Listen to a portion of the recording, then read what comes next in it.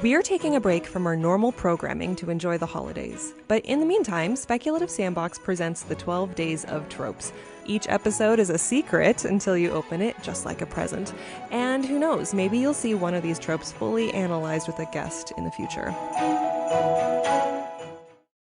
This seems like a fitting time to bring up mystical pregnancies, which can be explored in either of two ways. A supernatural conception is when a pregnancy is unnatural from the very beginning.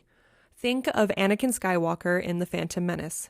When Jedi Master Qui-Gon Jinn asks about the father, Anakin's mother answers, "There was no father that I know of. I carried him, I gave birth to him. I can't explain what happened." Consider also Bella in the Twilight series, who gets impregnated by her vampire husband and carries a rapidly growing fetus to the point of physical harm and death. And in the Netflix show The Sandman, Lyra gives birth to a baby after conceiving with her dead husband in the dream world.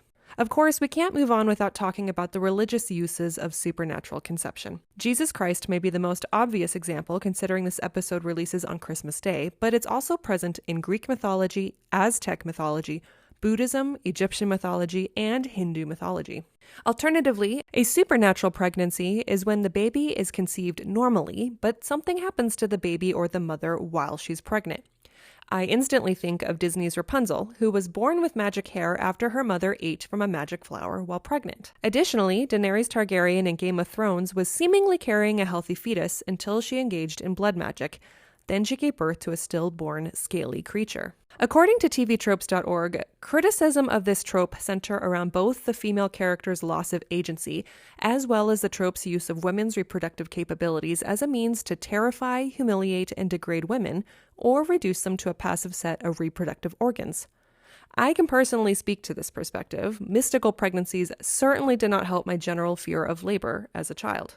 Additionally, when the conception involves a deity, the issue of consent comes into question.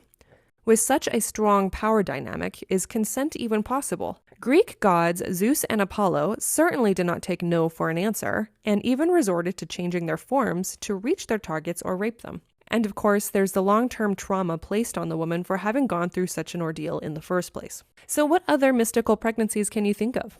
Let us know on our Instagram and Twitter.